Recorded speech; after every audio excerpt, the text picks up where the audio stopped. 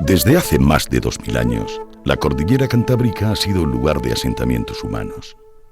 A lo largo del tiempo, hemos modificado su aspecto, su vegetación y su fauna para hacer nuestra vida más fácil. En la mayor parte de estas montañas es visible la huella humana que se ha intensificado en las últimas décadas. Sin embargo, aún conservan rincones salvajes. La presencia de especies como el oso o el lobo es prueba de su buen estado de conservación. Sin embargo, el conflicto entre los grandes carnívoros y nosotros ha llevado a estas formidables criaturas al borde de la extinción. Nuestra sociedad puede destruirlo todo, pero puede también conservar lugares intactos para las especies que solo viven en ellos. Si el oso desaparece, con él se irán las últimas huellas de lo salvaje.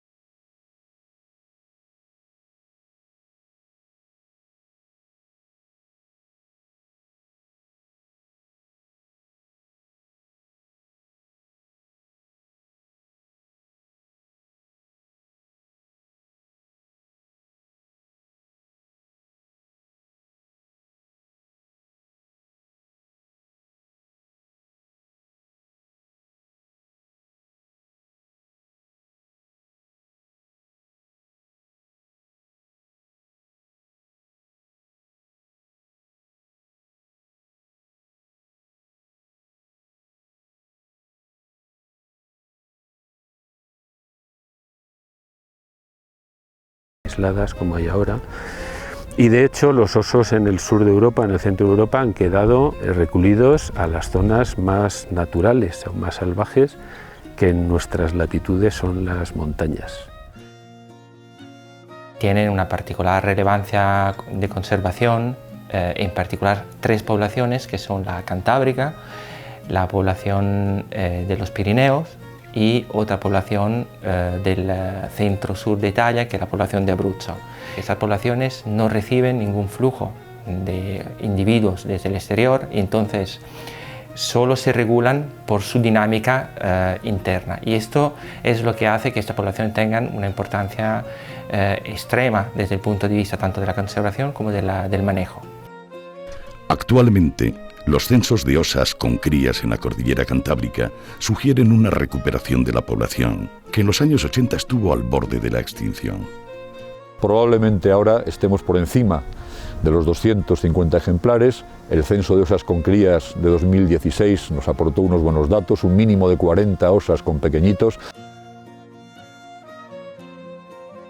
Podemos ser optimistas respecto a la conservación del oso en España, pero no debemos olvidar que viejas amenazas siguen latentes hoy en día.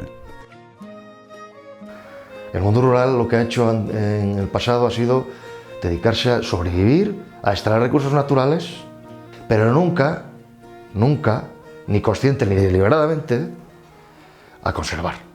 Eso es falso.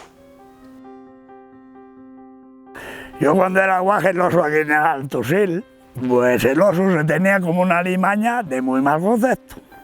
Mataba a la gente. Y llegué a darme cuenta que no ataca porque estuve cerca de muchos. Ibas al monte o aquí en un pueblo cazabas un oso y entonces la piel se daba a los chavales y se cogía, se le metía paja dentro y entonces los chavales iban casa por casa pidiendo. Y en una casa te daban huevos, en otra casa te daban un cacho chorizo, cada uno lo que podía, o un perrón o una perrina, y luego bajabas al ayuntamiento y en el ayuntamiento también te pagaba. Y en el ayuntamiento entonces, para que no pidieras 2 veces con una piel, le cortaban una oreja. Claro, lo marcaban. Yo fui furtivo un montón de años, como 20 años. Desde la edad de 12 años ya empecé a andar de furtivo. De aquellas furtiaba para comer. Y luego ya en el 68 entré de guarda. Y de ahí para acá pues a perseguir el furtivismo y luchar para esos osinos que nos quedaban ya pocos. Se había muerto una yegua y fui a ver si estaba el oso de la yegua o no, y fui, lo vi, y ¿qué haces ahí? Lo llamé de todo. Y entonces el oso se levantó y marchó. Yo iba con las vacas, iban las vacas delante de mí, y yo vi que llegaron a un sitio donde se empezaron a rodear todas. Yo, pero ¿y ahí qué hay? Y digo, ¿qué pensé? Yo algún jabalí que le pegaron algún tiro, está herido y está... Y ya voy y espanto a las vacas. Dije, pero madre mía, si es el oso. Estaba vivo, pero ya se veía que el pobre estaba cada vez peor. No hacía más que berrar, echarse y berrar, y si se movía era para berrar y no hacía más. Allí se murió. Aquí, por ejemplo, ahí de frente, hay unas piñas que hay ahí de frente de mi casa, ahí también tuve también muy cerquina de otro. Él bajaba, yo subía, él caminó su camino y yo el mío, pero ya era guarda, ¿eh? Bajaba por aquí, por el valle este mismo. Yo traía un perro y eché el perro y fue el perro para allá, muy cocido, y yo de que le pegué un berrido y volvió echando leche. Y entonces era, lo vi bien, porque era como rubio por arriba. Todo el lomo, desde las orejas del lomo era rubio. Y lo de atrás es, que después lo llamaban el rubio. Y después lo mataron en Reyosera o no sé dónde, decían que lo habían matado. El unto del oso valía mucho porque lo usaba la gente para el reuma. Y te pegaban unas frotaciones y unas unturas con el unto ese y al día siguiente a picar carbón. El unto lo traía para casa, lo derretía, lo metía en tarros de barro, que era lo que había antes, que antes no había tarros de cristal como ahora. Y luego, pues oye, decían, coño, me hacía falta un poco de unto de oso y tal. Esta casa de Valerio, que se lo tiene.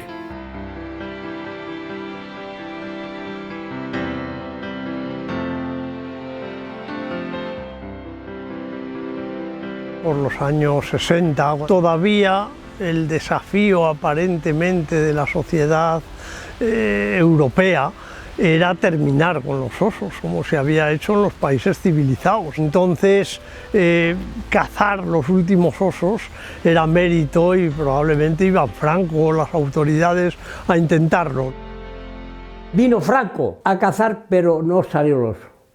Nos dieron como unos petardos, era como una especie de cartucho que traía un cachomecha y lo tirábamos, y ala, pero no salió.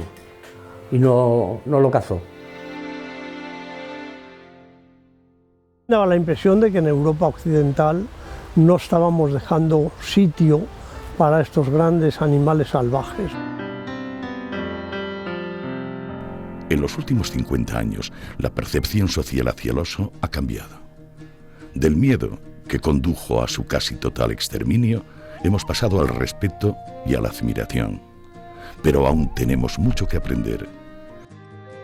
Sin lugares salvajes, estos formidables animales nunca habrían llegado hasta nuestros días. Yo creo que los osos necesitan zonas salvajes y zonas naturales.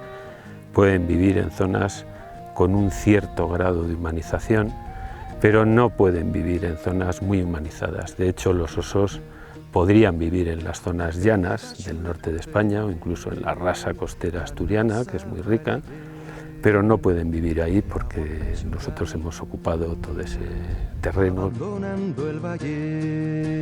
Humanos y osos podemos convivir siempre que nosotros así lo decidamos. Como los nenos en el mar, entre sueños de saber.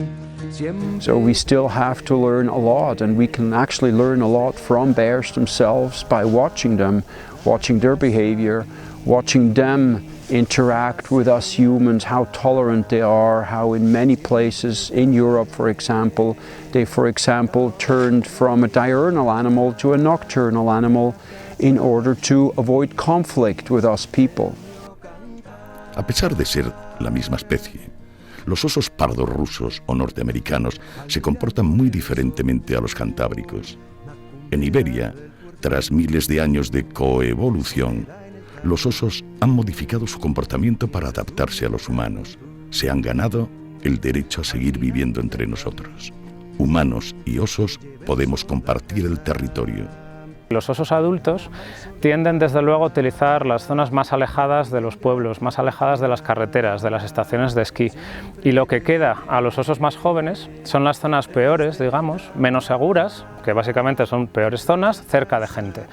Y eso puede explicar que se vea en un momento dado un oso generalmente joven. No solemos ver un gran macho o un oso muy llamativo cerca de los pueblos, suelen ser osos que no tienen a lo mejor todavía la experiencia, que no reconocen el peligro o que se ven desplazados por osos adultos.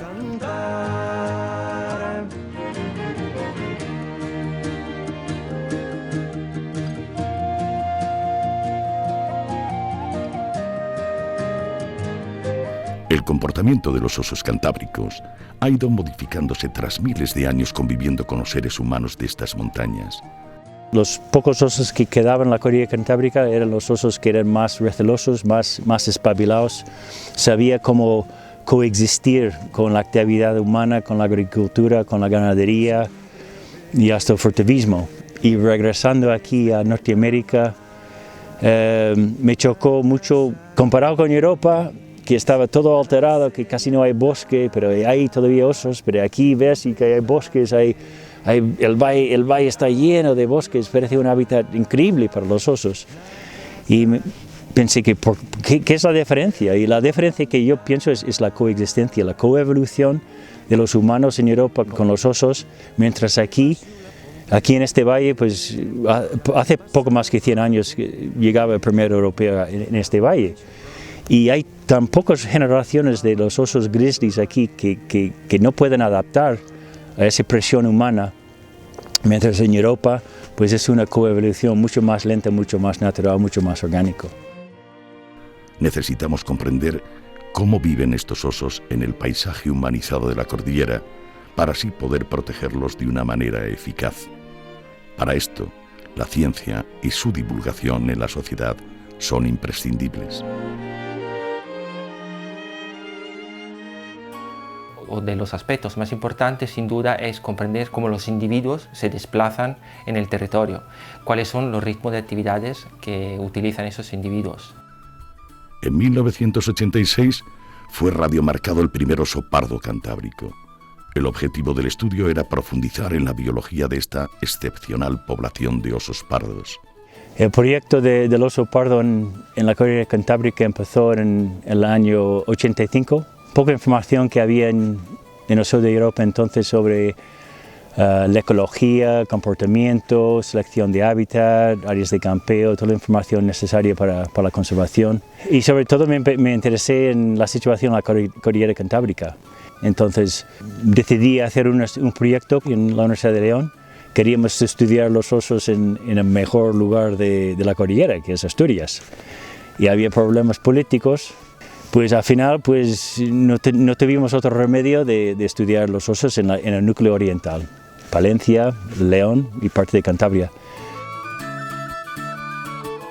Cayó un oso una mañana en la zona de Riaño que se llama, cerca de Ormas, la valle de Ormas, muy cerca del Collado de la Salsa. El oso, le llamamos salsero, porque estaba capturado en el Collado de la Salsa. Y a partir de entonces pues seguimos salsero durante 3 años seguidos. Le capturamos otra vez en un otoño, había perdido mucho tiempo, mucho peso. Pudimos recoger mucha información sobre selección de hábitat. Lo que aprendimos es de que los osos son muy recelosos, que utilizan áreas de montaña donde hay muy poca tránsito humano, muy poca ganadería, pocos disturbios humanos, digamos, los más sitios más tranquilos, los más bien preservados.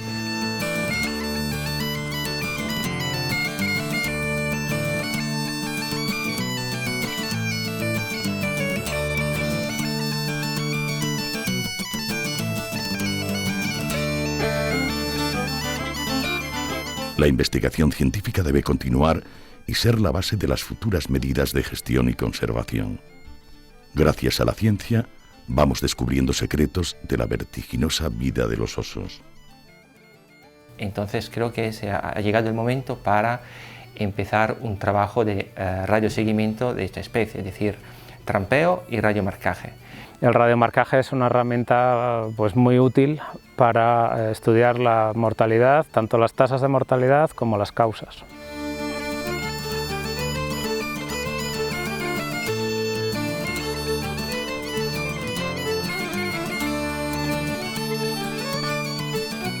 Saber cómo los diferentes tipos de osos se van moviendo, cuál es su selección del hábitat, en qué hora del día o de la noche se mueven. Cuando hablamos de dispersión, cuánto pueden dispersarse esos individuos, a través de qué tipo de entorno. Todo esto es una información que no tenemos y sin la cual es prácticamente imposible poder plantear un programa efectivo de conservación y manejo de la especie.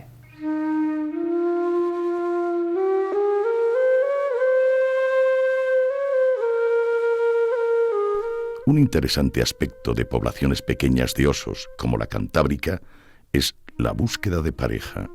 Algunas de las características de la biología reproductiva de los celos, de los osos cantábricos, como es el caso de una cierta alta tasa de infanticidios, una tasa alta de celos múltiples, son más bien consecuencia de la mayor peculiaridad de la población de osos cantábrica, que es su pequeño tamaño.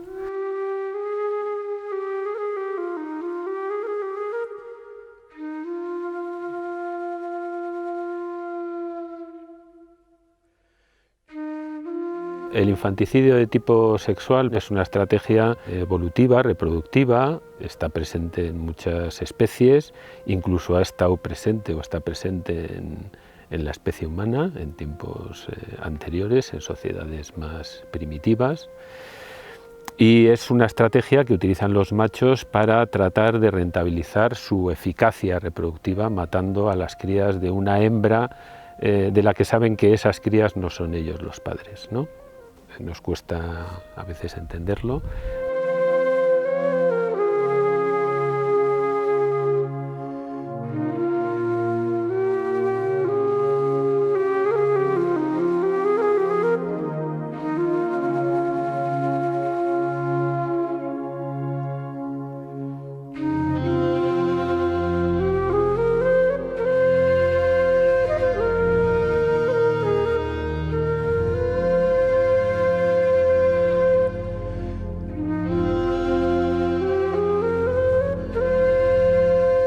La tasa relativamente alta de celos múltiples que hemos visto en la cordillera cantábrica quizá está relacionado, por un lado, la intención de las hembras de evitar los infanticidios sexuales, tratan de ser muy polígamas para confundir la paternidad, y luego, por otro lado, los machos tratan de copular o de aparearse con muchas hembras para rentabilizar también o incrementar su eficacia reproductiva.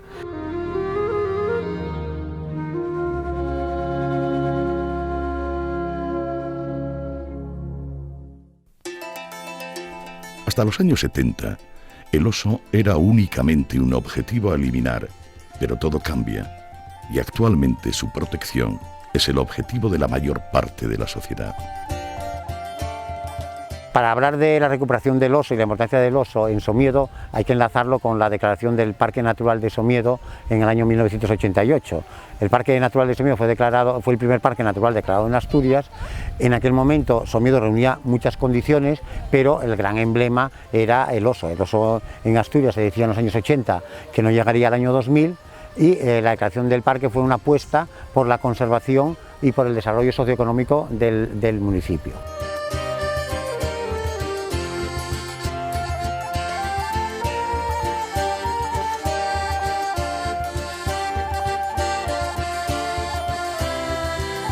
Muy habitualmente sí que sirve la declaración de un espacio protegido para atraer dinero y en cierto modo para dar publicidad a ese entorno, pero eso no es desde luego necesariamente lo mejor para la conservación de una especie en peligro de extinción. El oso pasó a ser un gran recurso económico yo diría que no solo de Somiedo, sino de Asturias. Antiguamente Somiedo o eras ganadero o te tenías que ir. Somiedo estaba olvidado y si no es el oso, seguiría olvidado. Ya hoy está en primera fila, creo yo.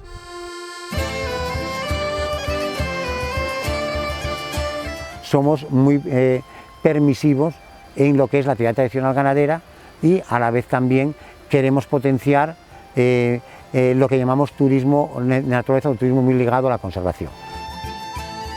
En Somiedo vivimos ya el 50% de la hostelería. Yo igual tengo ahora mismo el 80% de las habitaciones todas ocupadas de gente que se levanta a las 5 de la mañana, va al monte y están ilusionados con los osos. Yo tengo varios hermanos, unos tienen casas rurales, otros tienen restaurantes, hay hoteles, hay campings y vivimos todos. Hay que poner todos de su parte. El oso pasó, podríamos decir, de ser una alimaña. Aquí se cazaron osos legalmente hasta mediados de los 60 e ilegalmente se siguieron cazando hasta la declaración del parque. Pasó a ser admirado o pasó a ser protegido por todos los omedanos. Conservar especies amenazadas no es solo un gran reto, es también la obligación de una sociedad moderna y avanzada. Yo creo que una sociedad avanzada y con la información al alcance de la mano y una administración moderna no puede dejarse llevar en manos del sensacionalismo, del cortoplacismo, del electoralismo inmediato, de los 4 años de las elecciones, etcétera, etcétera, ¿no? Da la sensación, no sé, en la prensa, en los medios, de que se estén viendo más osos cerca de los pueblos. Vamos a ver, si hay más osos ahora que en los años 90, volvemos a lo mismo, el espacio es limitado, está fragmentado, hay autopistas que limitan la posible distribución o expansión de la especie. No es raro que veamos algunos osos cerca de los pueblos.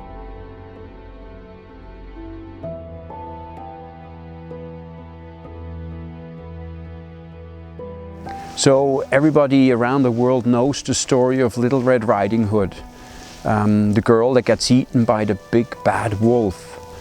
That wolf does not exist. Just like when trophy hunters shoot a bear, a grizzly bear or a brown bear, they mount it standing on its hind paws with his jaws open, his claws extended, ready to attack. That depicts an animal that doesn't exist in reality. These bears don't exist in reality. A bear, first of all, doesn't stand up to attack, and second of all, they hardly ever do attack people. So we have a picture about these large carnivores that doesn't jive, that doesn't go together with what reality is on the ground.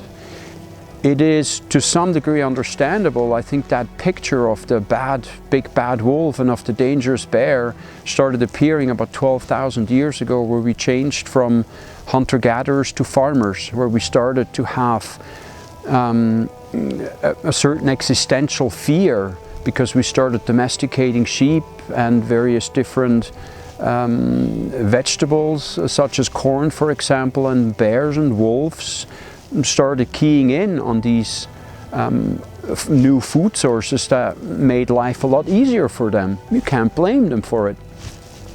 You can blame only us for not protecting it properly. Today we have the knowledge and the technology to protect what is dear to us. And what I mean with that is the sheep, the domestic animals, our cornfields. We can protect it without any loss today. So it is up to us to change our behavior. It is wrong to expect a changing behavior from the animals. They behave like they always have for thousands of years, and we must treasure that and we must honor that. And it is up to us to change our habits so that we can live more peacefully with animals. El miedo generado en torno al oso carece de base científica y puede generar conflictos sociales. Los osos solo atacan al hombre en situaciones muy concretas y puntuales. La probabilidad de un ataque es extremadamente baja. De hecho, en los últimos siglos no se han registrado ataques letales a humanos en esta cordillera. Son más de 100 años, desde luego 200, no sé, 300, que no ha habido un ataque letal de osos a personas en la cordillera. Hay que evitar los conflictos que esta población de osos en crecimiento puede generar con los humanos, sobre todo con los que viven en su territorio. Empezamos a trabajar con los cazadores, a tejer alianzas con ellos, fue llegando el Seprona también, que ayudó muchísimo, y fuimos bajando el nivel de furtivismo entre todos. Nos parecía fundamental que se nos viera para que la gente que salía a cazar, pues que lo hiciera correctamente y que no se aventurara a tirar un tiro sin saber seguro si era un oso o era un jabalí. Hablo de los años 60 para acá.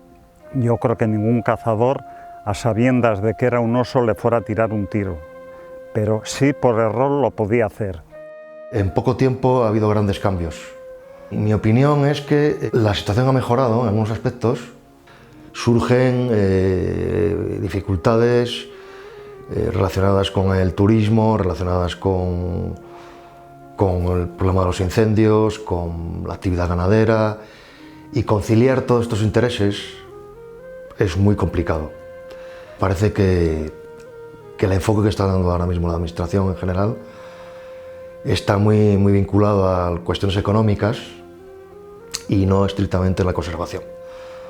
Cada vez tenemos más ganado porque es necesario para vivir del ganado exclusivamente, como vivimos aquí, pues las ganaderías son grandes, el control y el manejo ya no es el mismo que era antiguamente, porque antiguamente, bueno, los rebaños eran pequeños, se tenían más cuidados, ahora no porque seamos más abandonados, como comentan muchos, ni peores ganaderos que antes, sino que la vida cambió y cambió en todos los aspectos. El oso no interfiere en gran cosa en la actividad ganadera, es mínimo los daños que produce. Porque el oso hace algún daño hace, pero son los menos. El oso perjudica muy poco. Hay que pagar muy rápido los pocos daños que hacen, prevenir los daños que hacen, sobre todo a la apicultura en la cordillera cantábrica y a los rebaños de ovejas en los Pirineos. Actualmente el grueso del trabajo es la tasación y la realización de expedientes de indemnización de daños producidos por el oso. El año pasado fueron 522 expedientes de daños de oso, y viendo la tendencia en los últimos años, este año llegaremos sobre los 600 expedientes de oso. De todos estos expedientes, el grueso de ellos son los ataques de oso a colmenares, a explotaciones apícolas. Y también hay un número importante, cada vez más, de ataques a frutales. Yo van ya este año 3 veces que me vienen a las manzanas allí debajo de casa. Estropeo el otro día un manzano, pero no me ha ningulado. Practico una apicultura artesanal, eso significa una apicultura como la de toda la vida, sin alimentar colmenas, sin estimularlas, sin hacer transhumancia. Una apicultura ligada al territorio. Antiguamente los paisanos se arreglaban para salvar a las colmenas del ataque del oso, porque le interesaba al paisano que la abeja sobreviviese, con paredes de piedra. Un cortín, por ejemplo, es una construcción tradicional que se remonta a 4 o 5 siglos. Llevo 5 años seguidos con ataques de oso y te puedo decir que da mucha pena porque yo me dedico a mis animales, crío a mis animales, y verlos en el suelo es duro. El oso al final no obedece más que un instinto, no mata por placer, mata para comer. Ahora que hay electricidad, pues lo controlamos con corriente eléctrica. Hay que extremar las precauciones lo más posible, hay que estar más atento que nunca, poner más corriente que nunca, pero es un animal que está ahí antes que nosotros y que yo creo que hay que convivir con él. En los últimos años hemos vivido una revolución tecnológica. Prismáticos, telescopios y cámaras digitales nos permiten ahora observar animales como solo habíamos soñado. El nuevo ecoturismo de observación de fauna debe volver a conectarnos con la naturaleza. Pero esta actividad tiene que ser regulada para que nunca suponga otra amenaza más para las especies. Cuando yo empecé a ir al monte a ver, no tenía prismáticos, no sabíamos lo que eran los prismáticos. Y los primeros que tuve eran de los moros. Eran de esos de los moros y coño, teníamos que se veía, no se veía nada. Veías peor con ellos que sin ellos. Ahora puedo ver cosas que antes, coño, las veía, no, veía el bulto y digo, vi el oso. Puedo presumir de verlos cerrar un ojo, ver una oreja y comer mirar para ti. Turísticamente, el 80% del turismo ahora es de naturaleza. Empezó a venir mucha clientela, primero a visitar, a caminar, a ver los montes, todo esto. Pero vete ahí que empieza a surgir el oso como el mayor reclamo turístico del concejo. La gente que venía aquí a Somiedo quería verlos. No se conformaba con decirles que en estos bosques había osos si no veían nada. Hay que organizar muy bien, y hoy no está organizado todavía el turismo de avistamiento de osos, porque un turismo de avistamientos mal organizado, en vez de ser una ventaja para la conservación del oso, puede ser un problema para la conservación del oso. Es una actividad, digamos, en ese sentido un poco nueva, que genera unas posibles molestias en horas del día y zonas, porque evidentemente se va a intentar ir a las mejores zonas que hasta ahora venían siendo más o menos tranquilas. Bien regulado y con unas normas claras puedes generar riqueza en determinadas épocas, puede ser un motor de desarrollo o ayuda de desarrollo económico en algunas zonas. Aquí donde estamos ahora, yo tengo visto a 100 personas mirando para los osos. En sitios como Somiedo se puede perfectamente promocionar el avistamiento de fauna porque bajo ningún concepto va a interferir en la conservación. Hay que asegurar que desde donde se realicen las actividades no se pueda o sea muy improbable interactuar directamente con un animal. Yo creo que esa es una recomendación, una línea que no hay que traspasar. Y es la administración la que debe regular, porque así lo dice la norma escrita, todo tipo de actividad que se desarrolle en zona osera, asegurando que no se moleste a los individuos. Todos los años hacemos alguna denuncia de molestias a especies en peligro de extinción por parte de gente que viene a hacer observación de osos. La mayoría de la gente suele ser gente muy concienciada, pero hoy día las redes sociales llevan a un límite de obtener la mejor fotografía y el mejor vídeo, lo que conlleva que se acercan sobre todo a los grupos familiares en primavera con los osines pequeños y realmente los molestan. Entonces todos los años tenemos que hacer alguna denuncia en ese aspecto. El oso que está en el monte y las personas pues en la carretera, en los pueblos, y yo creo que por ahí, con sentido común y poco más, tienen que ir las directrices para regular una actividad como el turismo, ¿no? Nuestro compromiso con la naturaleza no es más que un compromiso con nosotros mismos y con las generaciones venideras que en un futuro cercano heredarán los resultados de nuestras acciones presentes. Si destruimos nuestra naturaleza no habrá futuro para nadie. Son buenos momentos para el oso, pero no hay que bajar la guardia, porque los antiguos problemas pueden resurgir y porque además hay nuevos retos. El riesgo de que haya conflictos con personas que no les interesa o que hasta ahora han sido muy amigables con el oso porque había muy pocos, si llega a haber más, pues lo vean con otros ojos, ¿no? Y bueno, este es un poco el desafío de futuro. Los osos cantábricos se están recuperando parcialmente en términos numéricos comparado con la situación de los años 90, por ejemplo.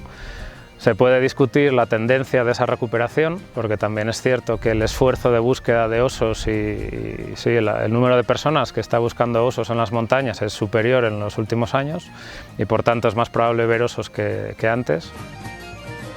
Hay que estar siempre permanentemente alerta, es decir, hay episodios de furtivismo, lo sigue habiendo, hay graves de furtivismo.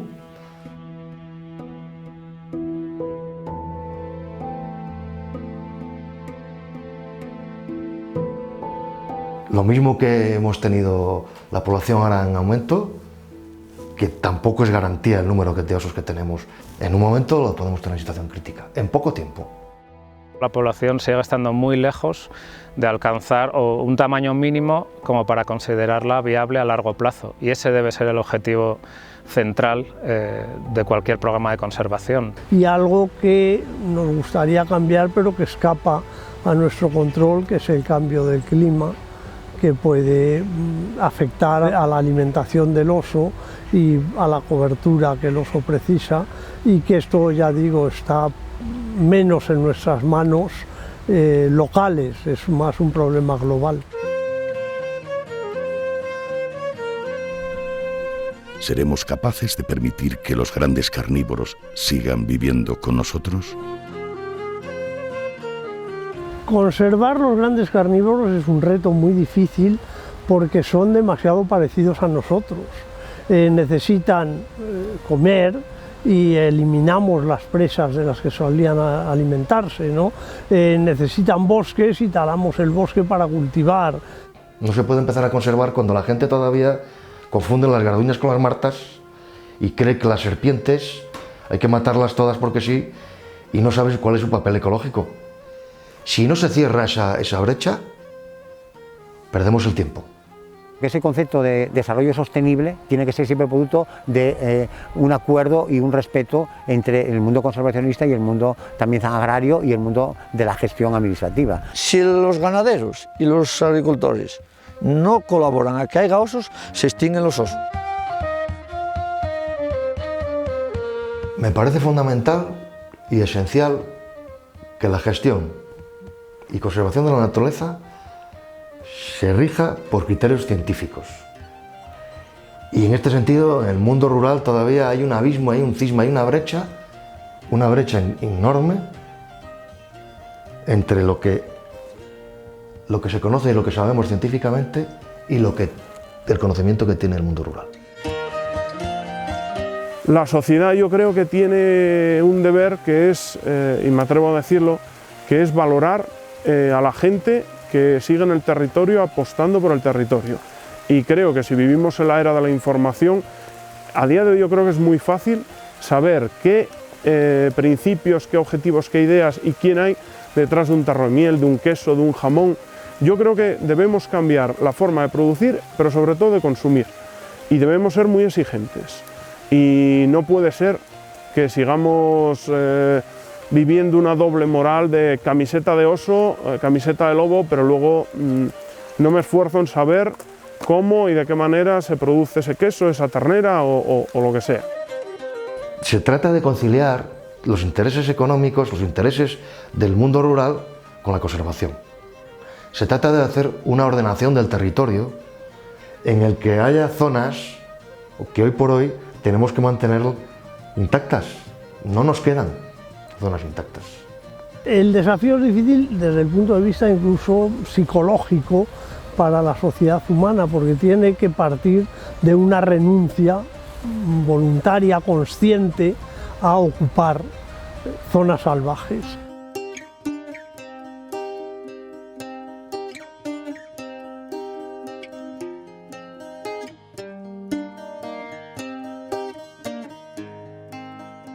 Para mí el hecho de que siga habiendo osos en un ambiente tan humanizado como la cordillera significa que todavía conservamos sitios lo suficientemente salvajes.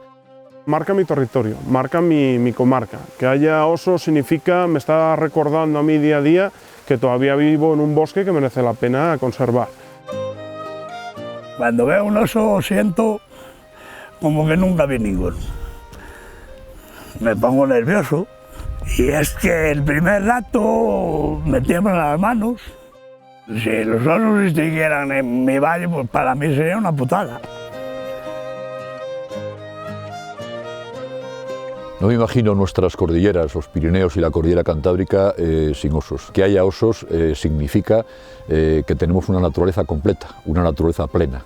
Ahora mismo que ya lo dominamos todo, tenemos que aprender en unos pocos años a respetarlos como un acto de compasión. Nuestra tendencia biológica como humanos nos llevaría a destruirlo.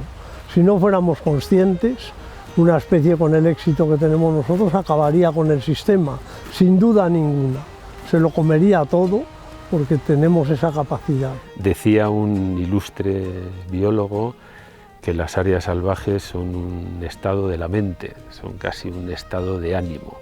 Las áreas salvajes objetivamente existen. Sin ninguna duda la cordillera cantábrica tiene algunas zonas salvajes y naturales, y la prueba de que existen estas áreas naturales y salvajes es que hay algunas especies animales y vegetales que solamente pueden vivir en esas zonas. Debemos conservarlas también para evitar que algunas especies de animales que solamente pueden vivir en esas zonas no desaparezcan y la única manera de hacerlo además es retirándonos un poco de esas zonas o evitando que la urbanización creciente del mundo llegue a ellas.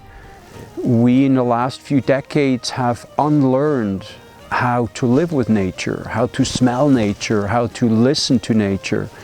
And the bear is a wonderful window out into nature to attract people to come and listen, and then they smell the air and they see the bears and they see the power. For me, the bear is a perfect animal to show us back, to guide us back to the place that we came from.